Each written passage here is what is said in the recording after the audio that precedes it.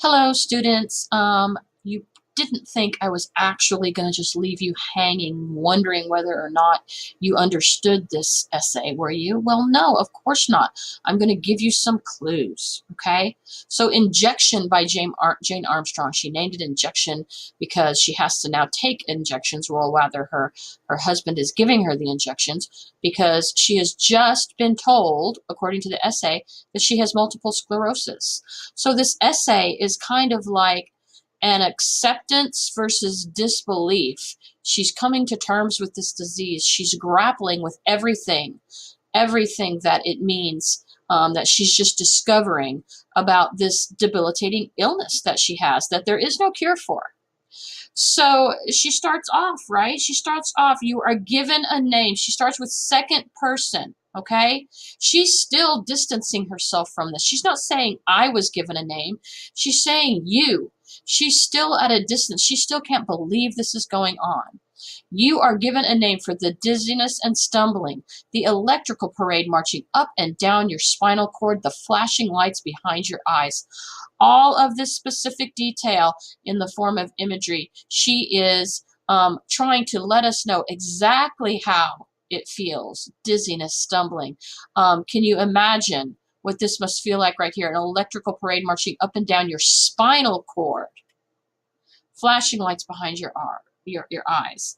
And right here, MS, all alone, all by itself, just like she feels. And she didn't even say the words multiple sclerosis. She just put it as MS. You say the initials, but not the words, because she can't bring herself to say the words yet. She's just discovering it because it's the best she can do. There's nothing for it, you're told. Wait and see. Try to rest. Avoid the stress. She's recalling what the doctor has told her. This short, choppy syntax adds to the idea of her still trying to grapple with what she heard and the bits and pieces of what she can remember that the doctor told her right here. Okay. At night, you lie awake and scowl in the darkness while your husband sleeps beside you. Even though she knows, of course, he's with her, she's still in the early stages, and she's kind of angry. You're in it alone. He might be right there beside her, but she's still feeling all alone in this. She's not feeling the love yet. Even though he's there and he's with her, she still is just in the dark while he's sleeping, trying to deal with this and figure out what's going to go on. Okay, let's jump down to this paragraph right here, and look right here at the word choice. But it's a shabby sort of luck. You are lucky, of course, because they found something new as of right here. You are lucky, of course, but it's a shabby sort of luck.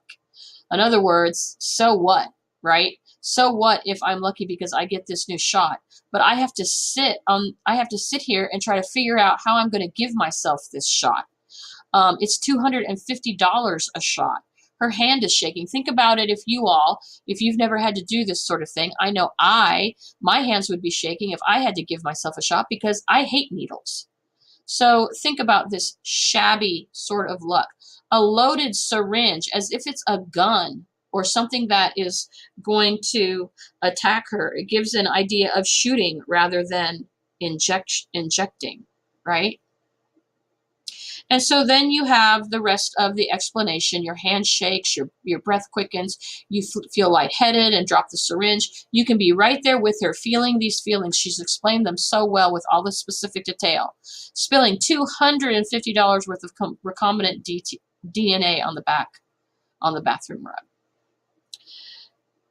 And then he says, I'll give you the shots, okay? And she laughs because he's willing to do this even though he hates medical things, right? He fears thermometers and blood pressure cuffs. The most benign things in medicine he's still fearful of, but he is stepping up, man. I'll give you your shots, your husband says.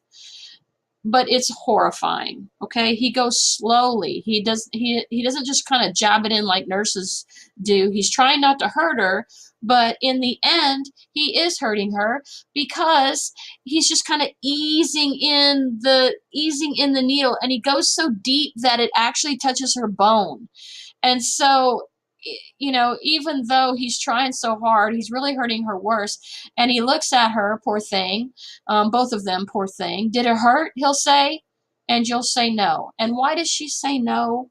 Can you feel the compassion and the love and the sympathy for him, even though, I mean, in return for all the sympathy and the help he's trying to give her, she doesn't want to, break his heart, because all he's trying to do is help her the best he can, right? This story is just about as much about love as it is about this horrible, debilitating disease, okay? And then we get down here to the questions, which should help you understand, okay? He installs you, here's some diction, installs you on the sofa. Because if you're installed anywhere, you install refrigerators, you install TVs, you don't plan on moving them. So she right now is at a stage in her disease process where he has to kind of carry her and set her up, because that's where she's going to be for a while, okay? He kisses her cheeks. He says, I'll kiss you no matter how weakened or muddled or crippled or blind. No matter what, he'll kiss you every time. That's how loving and wonderful this husband is, okay? You're still rubbing the place with the stinging on your arm. And then finally, what connects it all the way back up here? Remember where she says, you're in it alone? Guess what? She comes to the realization, here's the discovery part of the Notes for Marketing Creative Nonfiction. She repeats it again. You're in it alone, except when you're not. That's her conclusion. That's what she's discovered. At the beginning, she felt all alone, didn't know what she was going to do, and now she realizes she's not in it alone. She has the love of her husband.